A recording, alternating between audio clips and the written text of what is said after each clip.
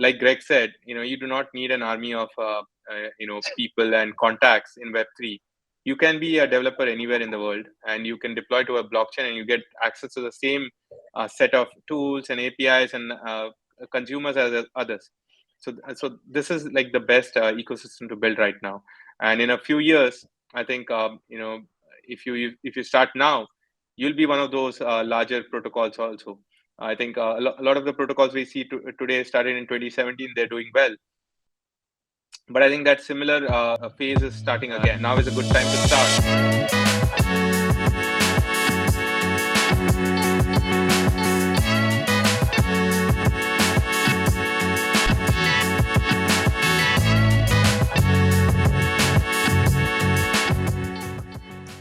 Yep. Awesome.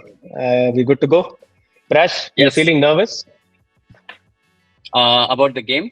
Yes, about the game. Yeah, at this point, I'm like, we win this. It's like pressure is off. We have to win this. So I've kind of done down my expectations to less than 5% now. So then you don't feel pressure anyways. Yeah, I did that 3 months ago. You should have done it too. Happiness is the difference between expectations and reality. And the longer No, that I'm gap, just I'm just more of an eternal optimist. So I'll stick to that for a bit longer. well, speaking of So Greg and eternal Nischal, yeah. Greg and Nischal, we were talking about football.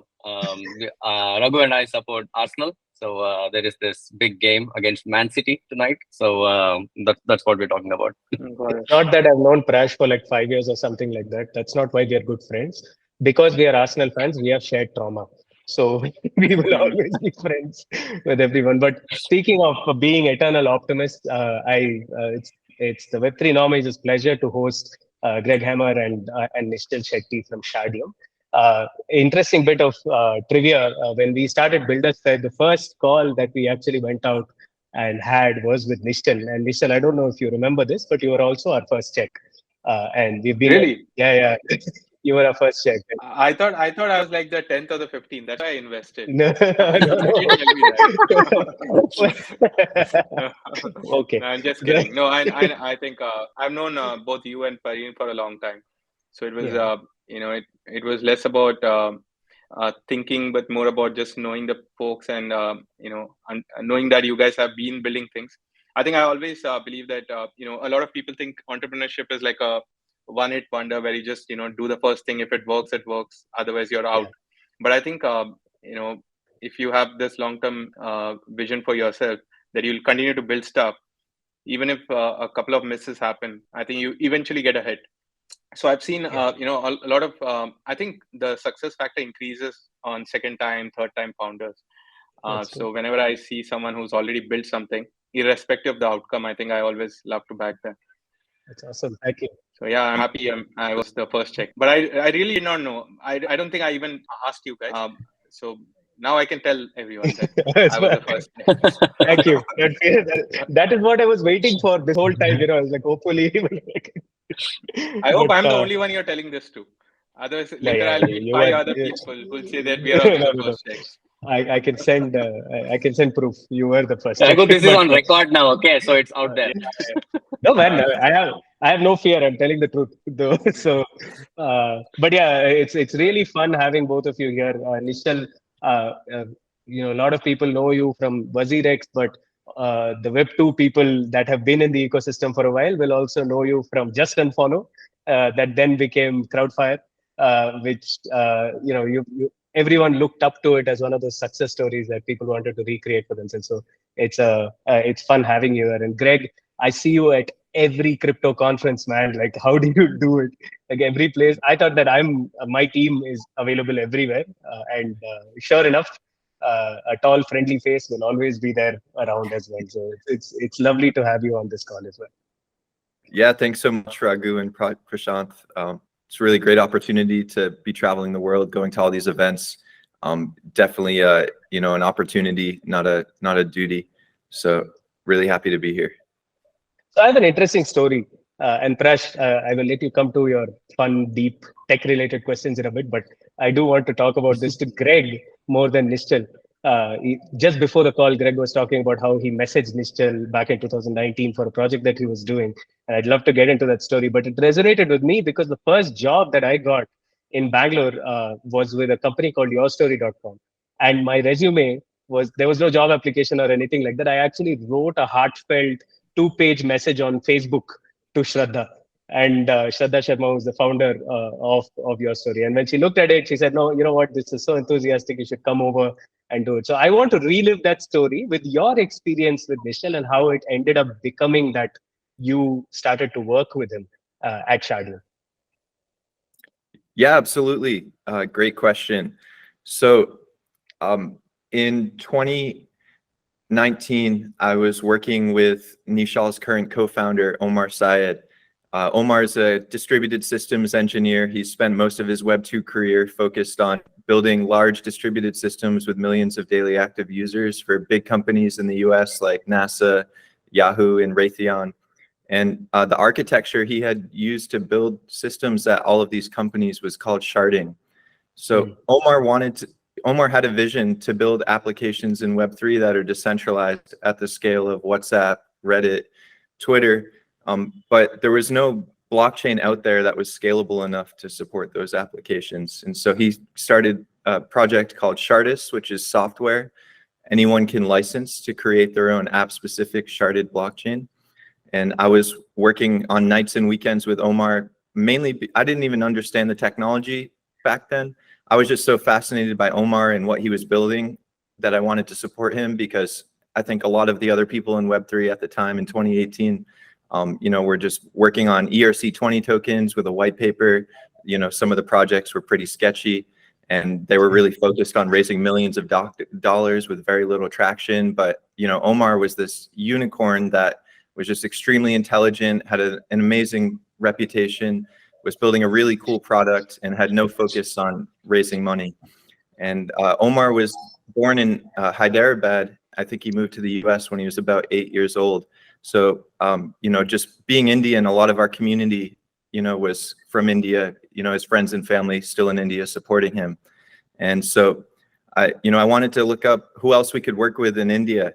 And I think, Nishal around that time in 2019, was leading WazirX and, one of the key leaders in India's Web3 ecosystem. So I don't know if Nishal was kind enough to respond to my first email. It might have taken me, 2 or 3 or 4 emails to get his attention, but eventually we were lucky enough to get a call with Nishal and just tell him about what we were building. At the time, Nishal was all in on WazirX and, didn't have a vision maybe for an L1 back then. He was really focused on building his exchange. But I remember on that call, he said, "I think you guys are going to be successful." And little did we know, 2 years later in 2021, he would follow up with Omar about, an idea for a layer 1, that could onboard users in India and other emerging markets to decentralization, where they could use these Web3 apps without having to pay extremely high transaction fees. So that's the journey for how I got to where I am today. And, Nishal is currently the reason I get to travel the world and go to all these amazing conferences. He really took this project to life and, helped build an amazing community around it, and, has such a good vision for how to go to market and, get people to becoming really excited about something and, become a community. That's an awesome story, Greg. Thank you so much for that. Nishchal, what was your side of the story? So I think, when I read the email, I don't know the attempt number, but I just get too many emails. So, once a while I just happen to open my inbox and just read whatever is the top. And I think it was probably destiny why that email ended up at the top, and I read it. And I was fascinated by,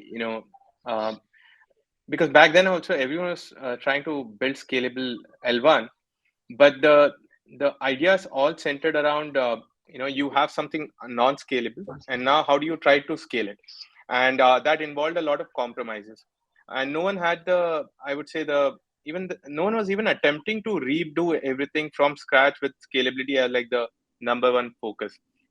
And here comes a email where, the initial email, I realized they were trying to do scaling, but from the ground up.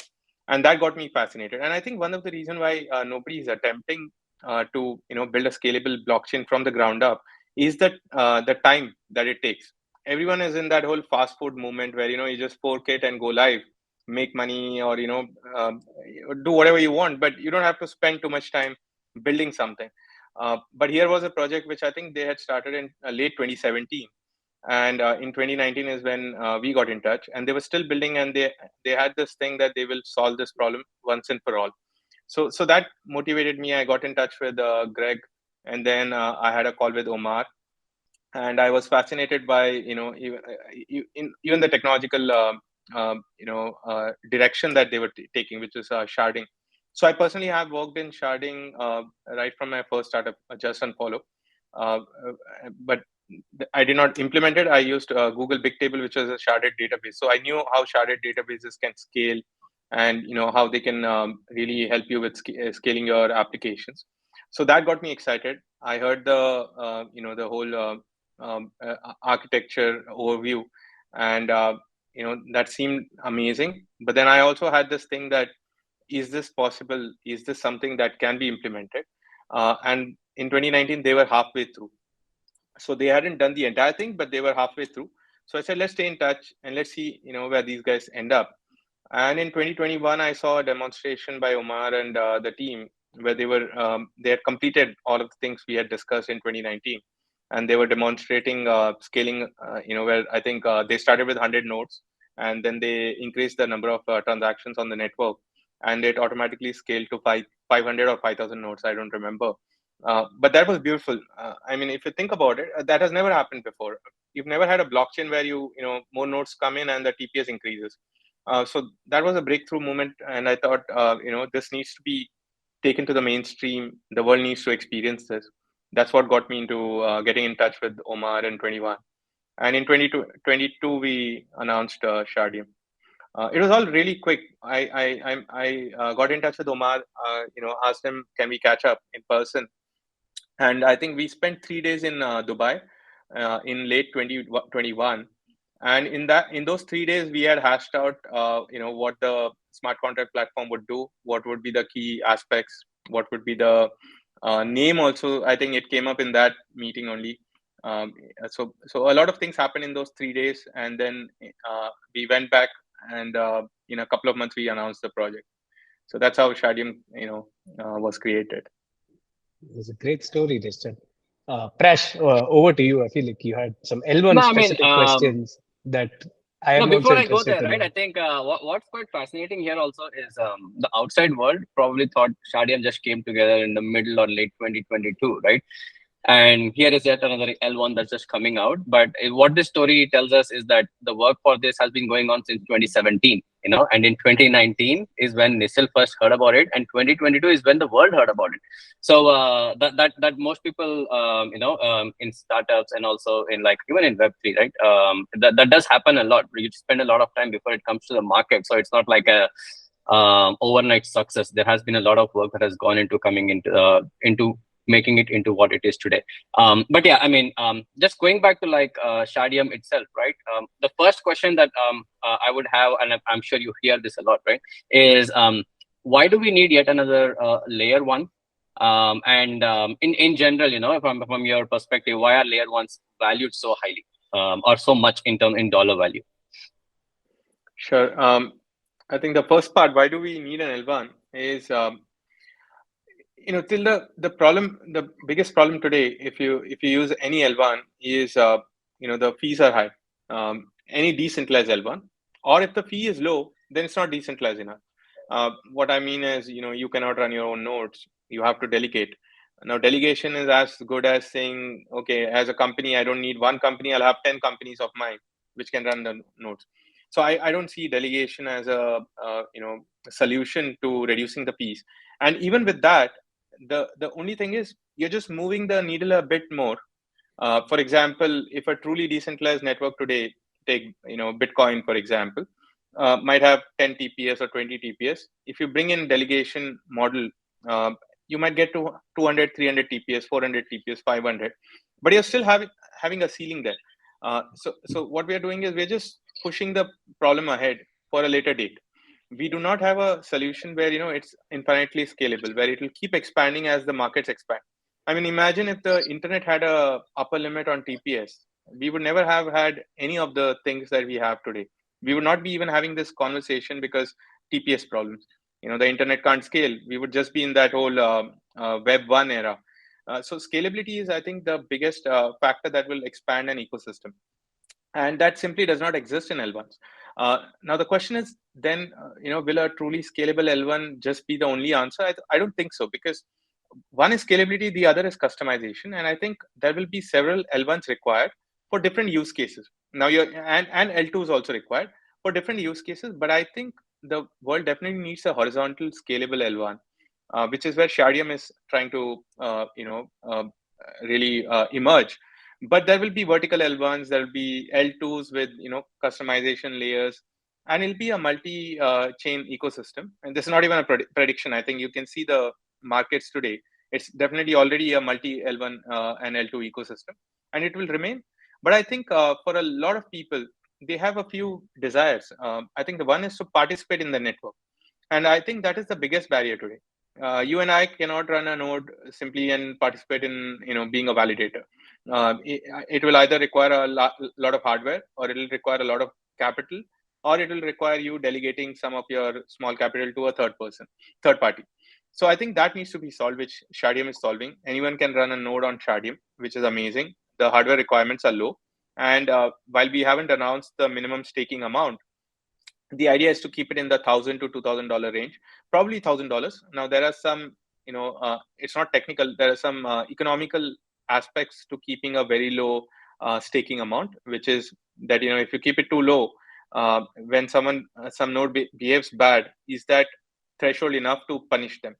That's usually the sweet spot that you have to figure out. But otherwise, I think, keeping this entry barrier low for node operators is going to help everyone become a validator. And that will be true decentralization, where you have a stake in the network. Ultimately, a stake in the network is not about just owning tokens. I think it's about operating it. That's when, no team can actually say that, we can stop this network, or someone says that, we want to change the direction, and they decided and they go ahead. It should be a really community driven approach. So that is missing. And which is why I think, we decided we need to build L1. Then there are these geographical aspects. For example, all of the L1s for a country like India is something which has been built and then just thrust upon us. No one has really involved, these new emerging markets in building an L1. And I think that is where we are trying to, do that with Shardeum, which is why we're seeing such a great community build up in India, now Nigeria, Vietnam, parts of Europe. Even in the US, we are seeing, a lot of people coming to Shardeum to understand how a L1 is being built. Because I think that part is lost. I think that existed maybe during the Bitcoin early days, then the early days of Ethereum. And then all these folks that started coming, I think there was no need for them to build something new. It was more about, just tweaking some things and going live. So people never experienced what it is to build a L1 from the ground up. So that's the other reason. Now, the second part of the question, which is about, why is it valued really high? I think there are multiple reasons. One is from a potential point of view, that an L1 forms the base for anything decentralization. So if an L1 truly works, it's going to have immense value, accumulated because of all those different products that can be built on top of it. So it's like the internet. How do you value the internet? It has to be, if the internet could be valued, it would be I would say, the most valuable piece of infrastructure today. And the second part is an L1 requires, I would say, enough value to protect itself. Now, if you have an L1, for example, which is valued at $10 million, what that means is you need 5 million, or so to just attack that network, which means no one is going to build on that L1. So you cannot, even from an economics point of view, you can't launch an L1 which is low valued, because you're open to a 51% attack. So I think that's probably the second reason why most of the L1s push for a higher valuation even at the time of the launch. Whereas protocols and all, you could always start with really low valuations and then grow the market, and then it gets a better valuation. But for an L1, if you have a very low valuation on day one when you launch the mainnet, you'll have a L1 compromised right there, and all of the locked tokens and all could just be changed, at will. So I think that those are the two reasons I can think of right now. Thanks for that, Nischal. Greg, you were speaking about how you were part of Omar's team at the early days. I'm sure you would have seen other blockchains trying to implement sharding for scalability reasons.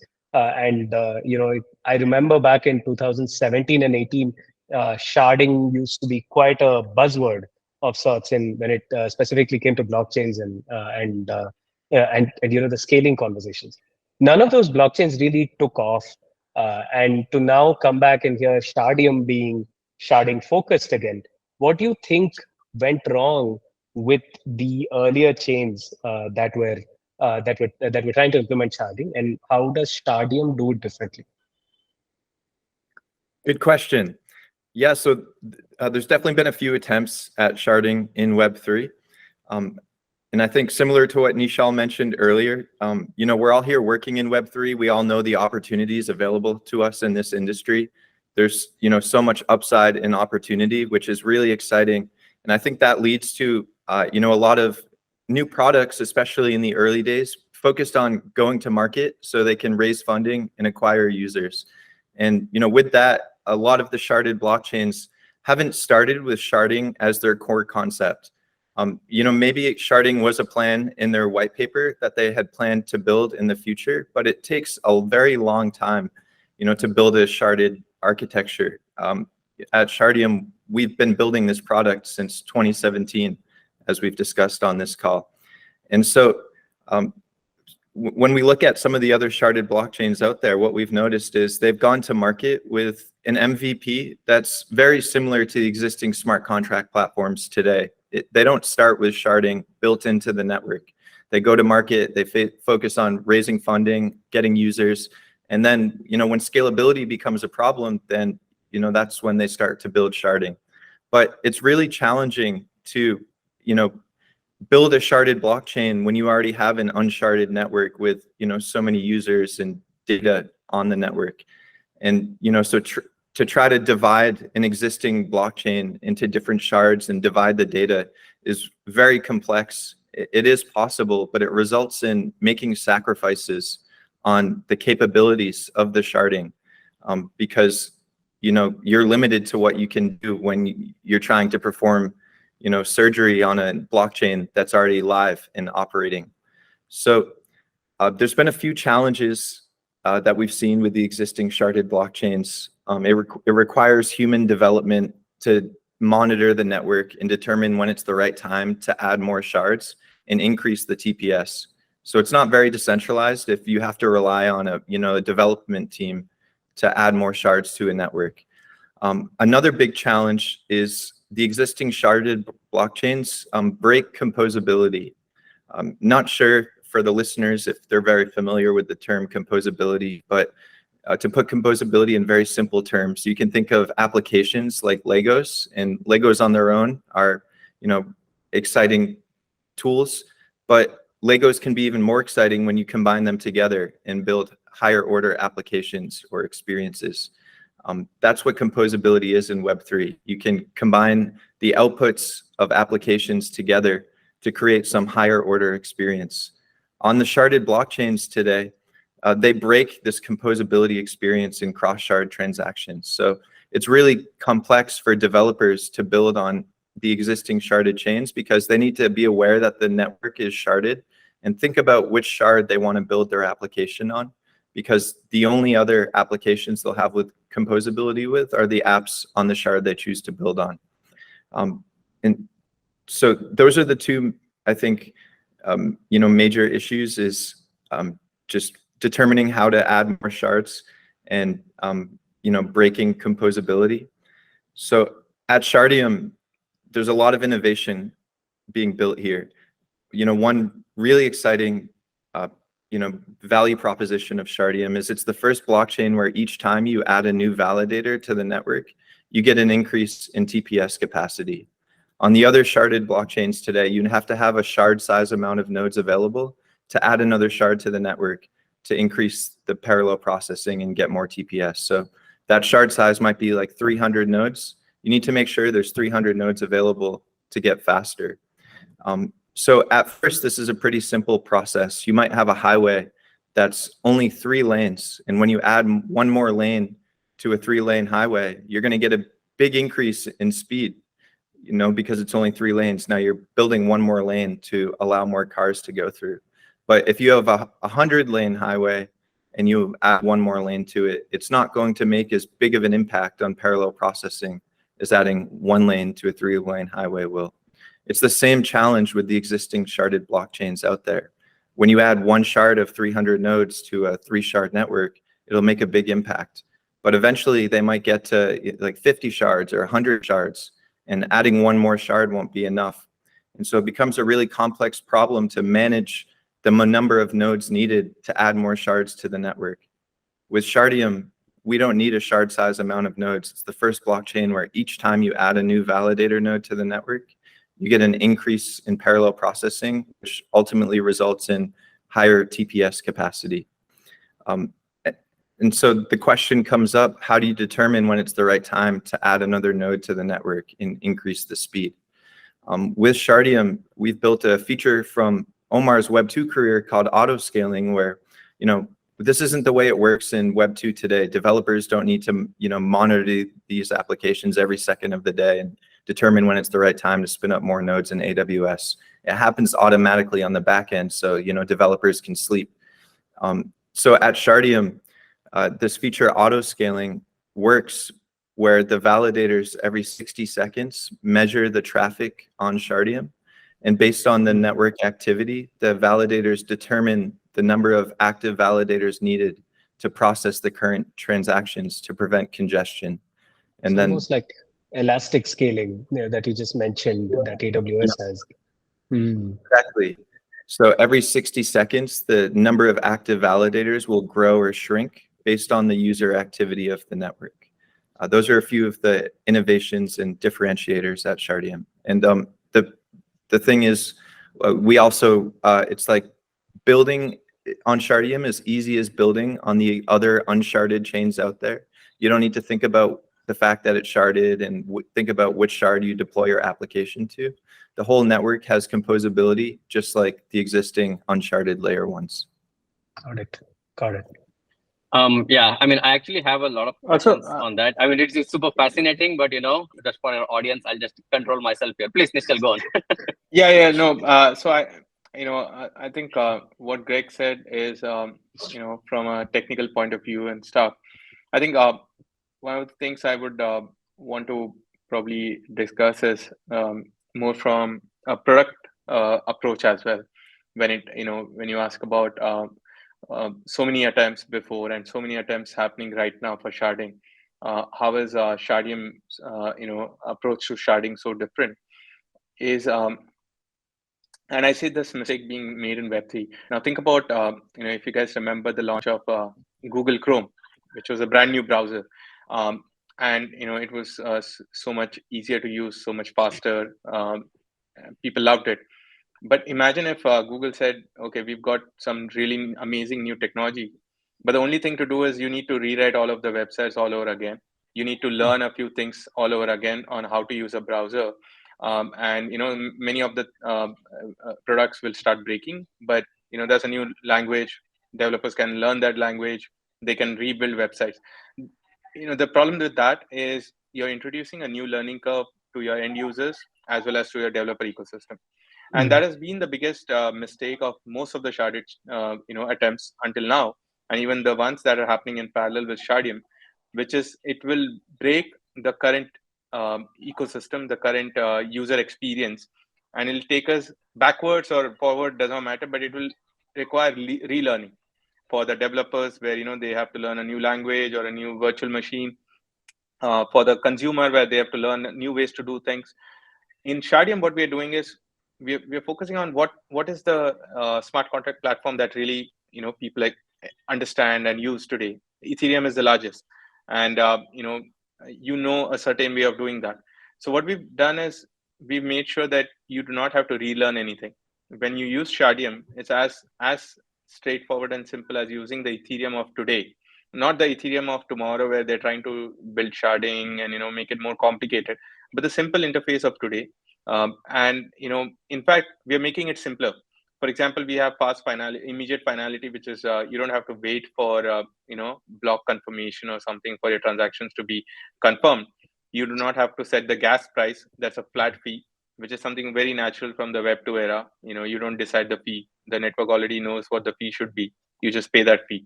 So we've just made it simpler. We've not made it more complicated. We've not introduced new programming languages or new UX, learning or anything.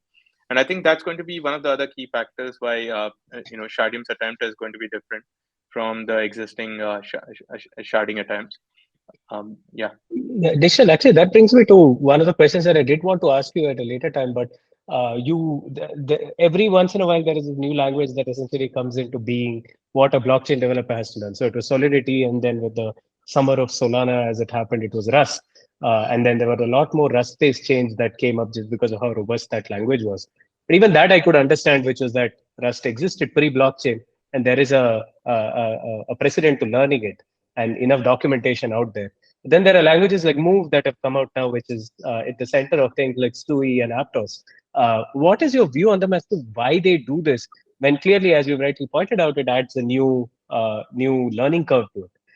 But it all I see the sense in what you're saying. It's almost like fighting a battle on two fronts. One is choose my platform, but you also have to learn this new language, which is nothing like what you've ever seen before.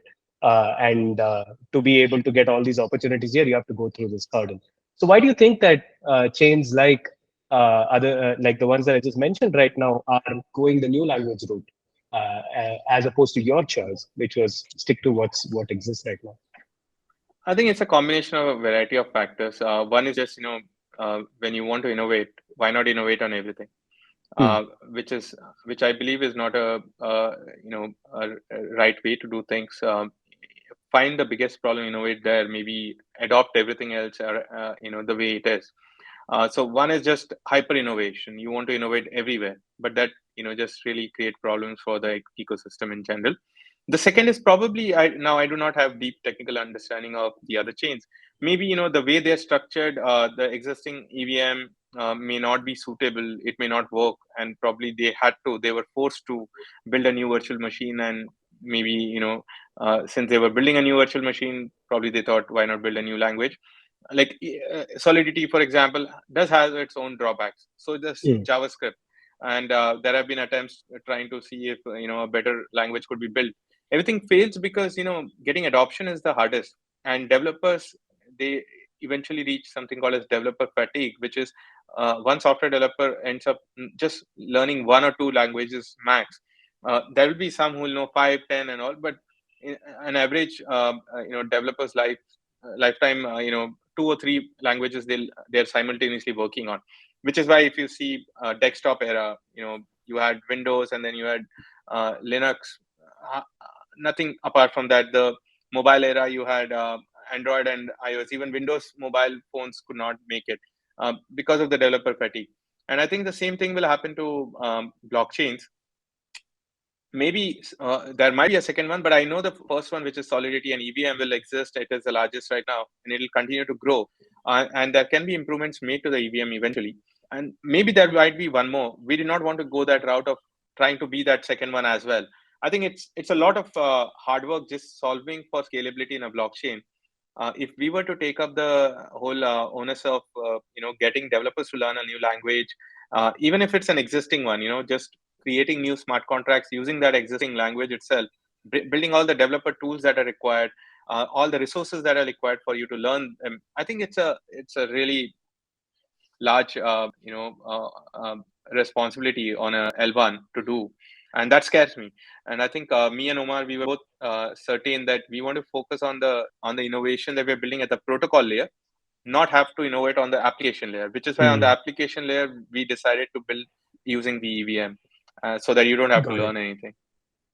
That's actually really smart now that you say. Yeah, but hopefully there's one chain that eventually gets a lot of traction, and then the Objective-C to Swift move and Java to Yeah, Kotlin move that you can can do it potentially eventually. happen. Yeah, Exactly, yeah. exactly. For the viewers who didn't get that reference, because we just found out that 18 to 24 don't know what Objective-C and Java was. They have we come into a world where it's Kotlin and Swift already. Swift, These were yeah, the yeah. original programming languages that Android and iOS used to use to build apps on it. So there's a similar thing that seems to be happening in crypto and Web3. Let's see how it goes. Sorry, Prashant. Over to you. No, I mean, I quite find this fascinating, right? And I think Nischal, this kind of goes a bit to your background as well, where it's a rare breed, at least in Web3, of someone who is a repeat founder, and you are a repeat founder in Web2, and also having built a successful exchange, right? So you have like tons of learnings as a founder coming into building something like a Shardeum. Would just love to kind of understand your perspective on the challenges of transitioning from like a platform like WazirX into Shardeum, and also there you were building a retail community, which I think is where your focus on application and UX is coming from. But here you also have to build a developer community, right? So how is the mindset different in that? Yeah, I think it's not really that different. It's just that there are a few new aspects you have to look into. I think when you look at developers and when you look at the retail users, they're very similar. They rely more on word of mouth. They rely on being comfortable with what they know and just going in that direction. And they also prefer working on things where they have trust on it, and where people around them are also talking about it. So branding of something that they're going to use is very important. If you see any I mean, I've been a developer. I coded for like at least the first 10 years of my career. um, Many times it's your fellow developers talking about it, or you keep reading about stuff and then you like it and then you get into it. So it's very similar to consumers also. While you can go for paid marketing and all those stuff, a true consumer app only grows if it has an amazing organic channel, and organic channels are word of mouth. I don't see a lot of dissimilarities there. But if you go deeper, developers require better documentation, better tooling, all those things. Which is why our decision to go with the EVM was to cut out many of those efforts and just focus on the UX and the branding and building the community around it. And that is what we are doing. And I think it's working well. Greg is in fact leading the ecosystem development. He's been really bringing all of the dApps and the protocols to build on Shardeum. The good thing is you do not have to rebuild. I think as a developer, the first thing you are afraid of is to recode the entire thing that you have in another language and then maintain it for a long time. So I think we've cut that out. You do not have to maintain. If you're a Solidity dev, if you have a smart contract on an EVM chain, you can just deploy it here. So developers love the write once, run everywhere concept, and it has existed for a long time. So yeah, I think that's really worked out well. But yeah, I think I don't see a lot of differentiation. Developers want users, users want developers. So it's a perfect, complementing ecosystem development that you have to do.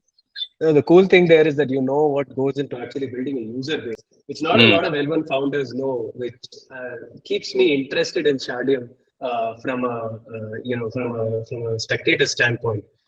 Greg, on Nishchal's point as being on ground, growing the ecosystem out there, what you're up against is multi-billion-dollar treasuries that these Web3 companies and L1 specifically have, that are making the money talk on the ground, right? And I've seen this at every conference that you go there.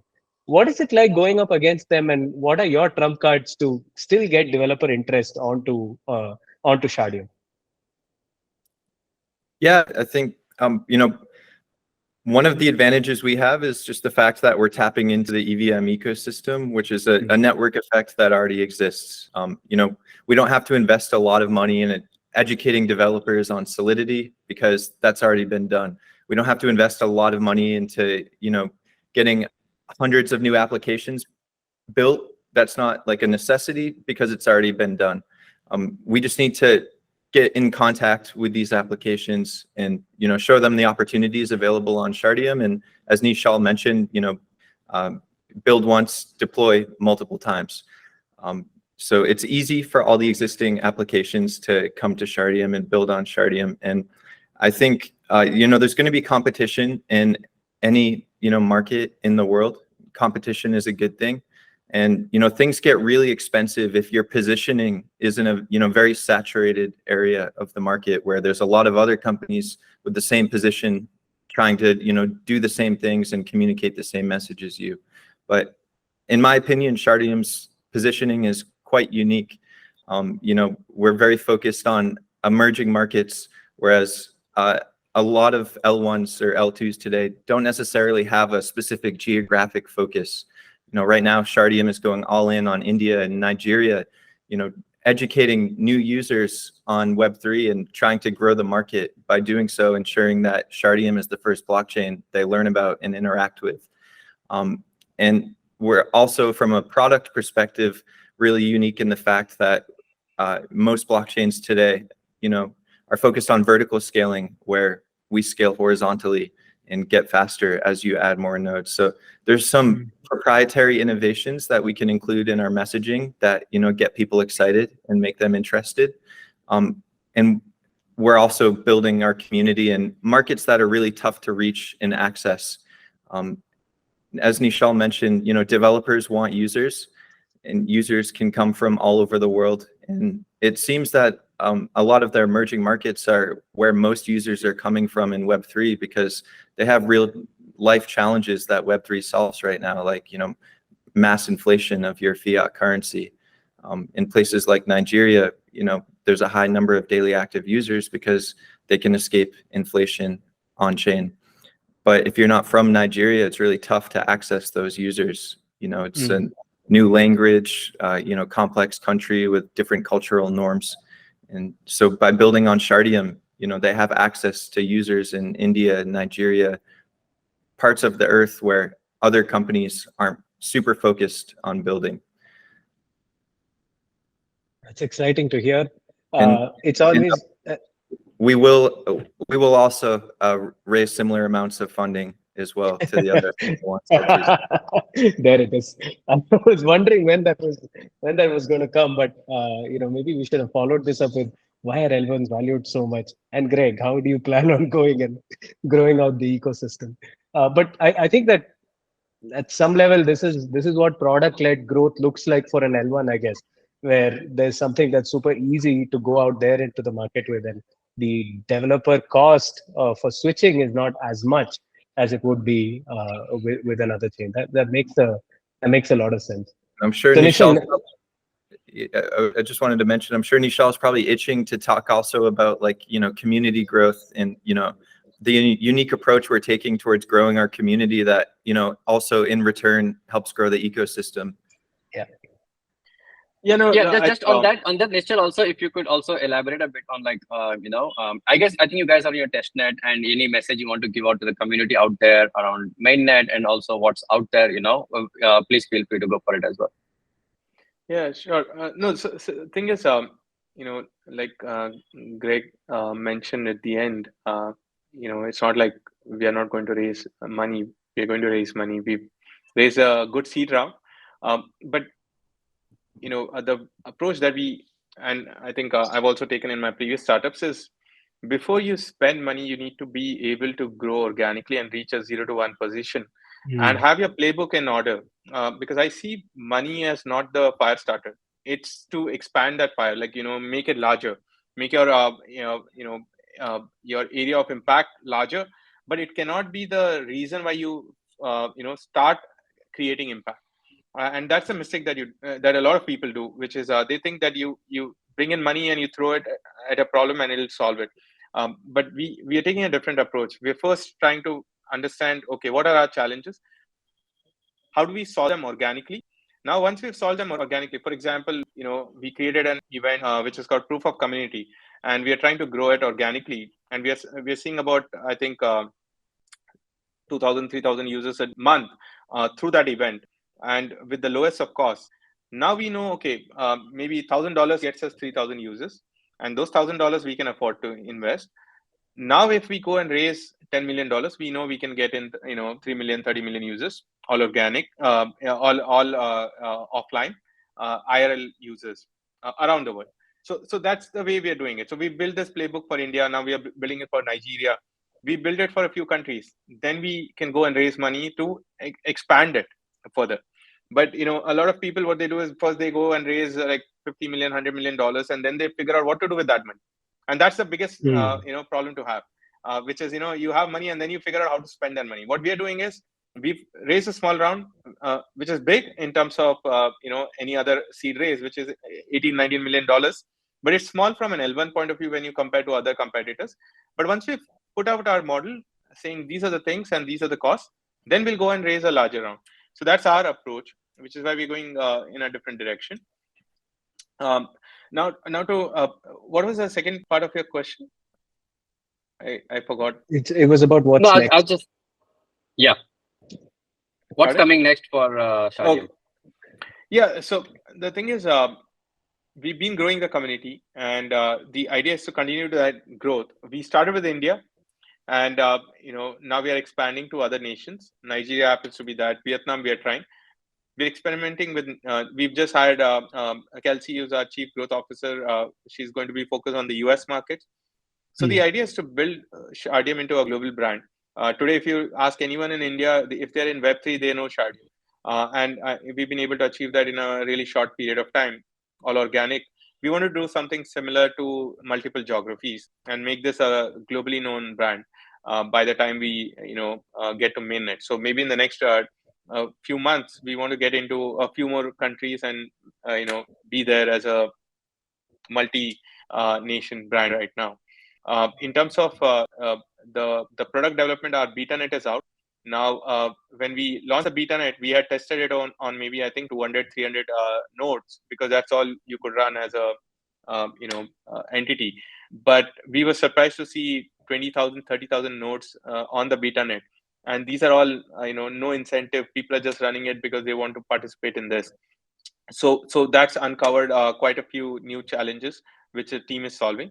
So once, and I think they're on the verge of making the BetaNet stable. Right now, I think there are some issues that people are facing. It's just a function of never being tested on 20,000, 30,000 nodes. This was supposed to be done closer to the mainnet. It just happened right now, which is good. It's a good problem. It happens, the more you understand. Yeah. So it's not a bad thing. So our team is solving that. But the idea is to be feature complete this quarter. So most of our, I would say the hard problems are solved, but there are some expected features. For example, we don't have slashing, and slashing is something which is needed, especially in a decentralized chain. So slashing has to be brought, and then a few protocols that we built, they are not scaling, so they're rebuilding them so that at least when it goes to 100,000 nodes, it will not break.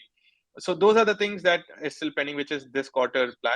And then we get into security and scalability testing, and then the mainnet. So that's our product plan. So yeah, we're just continuing to build on that right now. Exciting. So we are to the last question of the pod, and we want to divide it into two areas. So Greg, for the people that you look at who are potential builders on Shardeum, what is your advice to them? And Nishchal, having seen multiple crops of Indian founders, what is it that you have seen today being different from what it was 10 years ago? And what is your advice to them going forward? So Greg, we'll go first. For future builders of Shardeum, your word of advice to them. Yeah, I think the biggest opportunity right now in Web3 is to find use cases that generate demand for decentralization. Everyone still wants to know what's the use case that's going to make Web3 go mainstream. And so, my feedback to founders is, take a similar approach to Web2 companies. Don't just build what you think is cool because, there's so many products out there in Web3. People are just building what they think is cool. Focus on finding a common problem that exists in the world and make sure that problem is best solved using decentralization. Go out and survey, 100 or 200 people and, find a popular common problem among them that you can solve with a decentralized solution, and invite those people to come and use your product. Take a similar approach to Nishchal. Don't go money first, go product and user focused first, generate traction, and then raise money to scale. And I think the biggest takeaway is just, focus on validating business ideas and problems that can be best solved with decentralization, and build a product that's decentralized to solve it. Ash, feels like we've come a full circle, no? Like old school web 2 mindset is in fashion in web 3 right now. Yeah, It has to be. Boomers are unnecessarily, maligned in Web3 for some reason, but I think this is tried and tested. Yeah, the core concepts of entrepreneurship do not change, right? It's the same thing. Even in Web 2, you found a problem, then you built a solution. Sometimes solutions were built, problems were never found, which is why those startups, don't work.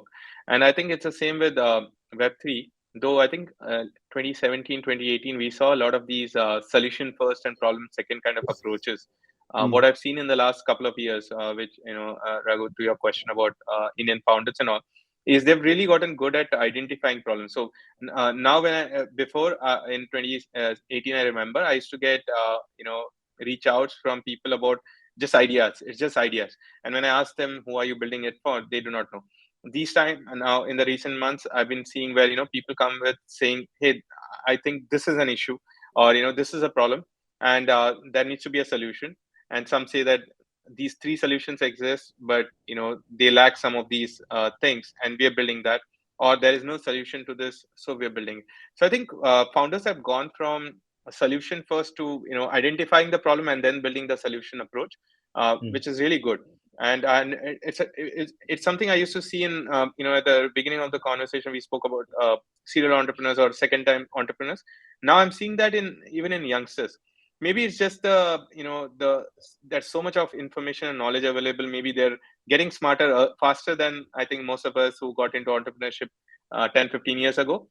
But that's a welcome change, and I think that's the approach to take, which is identify a problem and then go after the solution, and try to build an organic community. It's very, very important for success. If you're not able to build an organic community quickly, it means maybe that's not a problem to be solved right now. Money wouldn't create problems. Money is for solving the problems, not for creating them. So yeah, I think I'm really excited to see so many entrepreneurs coming up from India. I think one of the mistakes that I still see is people afraid of building a competing product. They're like, that's already a Uniswap out there. Should I build a DEX? I think you should. It's very early days. It doesn't matter. There's already a lending protocol. Should I build a lending protocol? Build it. So there are two types of things that you can do as an entrepreneur. One is innovate. No one has built it. There's a higher risk. You do not know whether it will work or not. It's fine. You can try that. The other is, look at solutions, find issues, build and compete. Where you do not have to worry about product market fit. You do not have to worry whether a market exists or not. A lot of your problems are solved actually. You're just building a better solution. So both are right approaches. There's nothing like, you do not have to go in this or that direction. You choose what really motivates you. But I think you should not be afraid of taking on competitors, whether they're local or global or whatever. I think you should just go for it if you believe that a problem needs to be solved. I think that's really good pieces of advice. I feel like a lot of that is also because we've grown up in such a mindset of scarcity that when we see a crowded place, our initial instinct is, oh my God, how am I going to make it? Even if you have a good idea about it. But I really think that those are really important points. And I just also wanted to mention on the topic of suggestions for Indian founders. Pranav Maheshwari is one of the most inspiring people from India I've met, working in this space. And one thing Pranav said is that, India missed the opportunity in Web 2. Most of the largest unicorns in Web 2, I think, are Western companies. But Web 3 is India's opportunity to shine. India is the largest developer market in this industry. And, with decentralization, it doesn't really matter what resources you have available or opportunities you have available. Anyone can deploy a network on a blockchain and, have access to these global users and, the global liquidity. So I think, for Indian founders, this is a, great opportunity. You could build an AI product, you could build a healthcare product, you can build whatever you want. But I think, Web3 is a very fast growing space, and it's India's opportunity to shine and build more Web3 unicorns than any other country in the world. So don't be afraid to take a leap and, get started building. Thanks. Thank you so much for those words of encouragement, Greg.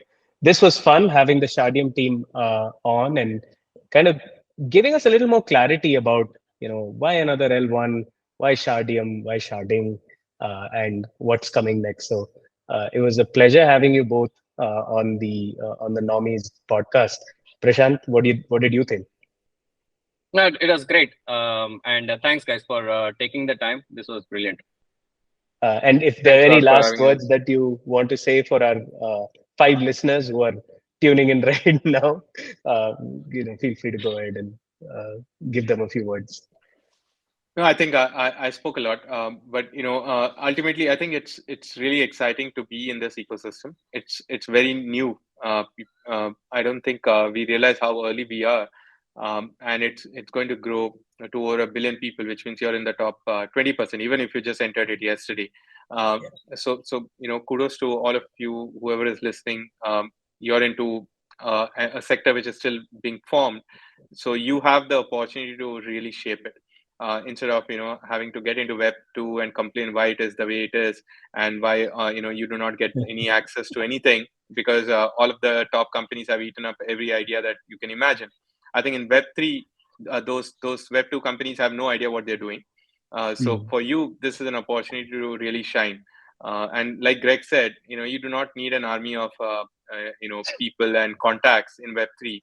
You can be a developer anywhere in the world, and you can deploy to a blockchain, and you get access to the same set of tools and APIs and consumers as others. So this is like the best ecosystem to build right now. And in a few years, I think if you start now, you'll be one of those larger protocols also. I think a lot of the protocols we see today started in 2017. They're doing well.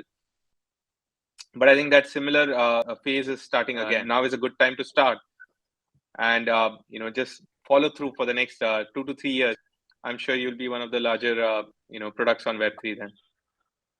Thank you so much for that. And until next time, these are the Normies signing out.